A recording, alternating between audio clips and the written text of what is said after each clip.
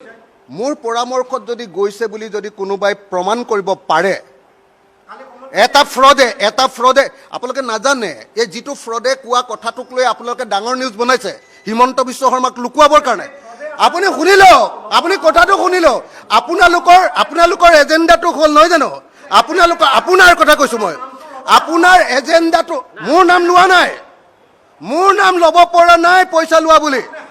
মোৰ নাম অখিল গগৈ, মোৰ নাম কোনো কেলেংকাৰীৰ কোনো মানুহে অখিল গগৈক পইচা দিছে বুলি কোনো মানুহে ল'ব পৰাৰ সাহস অসমত জন্ম হোৱা নাই।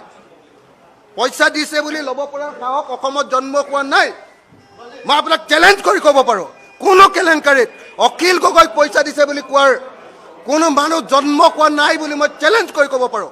কিন্তু আপোনালোকে হিমন্ত বিশ্ব শৰ্মাৰ নাম কমাবৰ কাৰণে আপোনালোকে সৰু কথাবিলাকক ডাঙৰ কৰি আছে। গৌৰৱ গগৈক ডাঙৰ কৰি দিছে, কমল মেধিক ডাঙৰ কৰি দিছে, দুলাল বৰাক ডাঙৰ কৰি দিছে।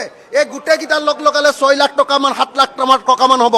APSC কেলেংকাৰীটো কেইবা হাজাৰ কোটি টকাৰ কেলেংকাৰীয়ে নহয়, ই এটা অসম ধ্বংস কৰা ডাঙৰ অভিযান আছিলে, সেইটো লুকুৱাই ৰাখিছে।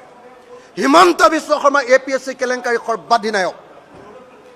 হিমন্ত বিশ্ব শৰ্মা আটাইতকৈ ডাঙৰ খলনায়ক APSC কেলেংকাৰী। এইটো আপোনালোকে আজি প্ৰকাশ কৰক, তেতিয়াহ'লে মই মানিম যে আপোনালোকে ঠিকেই আছে। নহ'লে এই 2 লাখ 3 লাখ টকীয়া কথাক লৈ এনে হাল্লা হুলস্থুল কৰি থাকি লাভ নাই। আৰু অখিল গগৈক চেলেঞ্জ কৰি কাৰো লাভ নাই, অখিল গগৈ পইচা নাখায়। ৰাজনীতিত আগতে এতিয়ালৈকে প্ৰত্যেকটো কাগজ নাইকিয়া কৰি দিব পৰা যিজন মাফিয়া ৰাজনীতি, সেইজনৰ নামে হ'ল হিমন্ত বিশ্ব শৰ্মা। আৰু সেই হিমন্ত বিশ্ব শৰ্মাই এই APSC কেলেংকাৰী আটাইতকৈ ডাঙৰ খলনায়ক।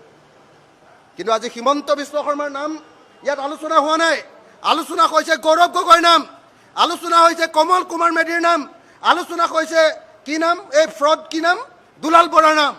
কিন্তু এই কেলেংকাৰীৰ প্ৰকৃত খলনায়ক হিমন্ত বিশ্ব শৰ্মা, আৰু লগত এই কেলেংকাৰীৰ মূল পৃষ্ঠপোষক তৰুণ গগৈ ডাঙৰীয়া।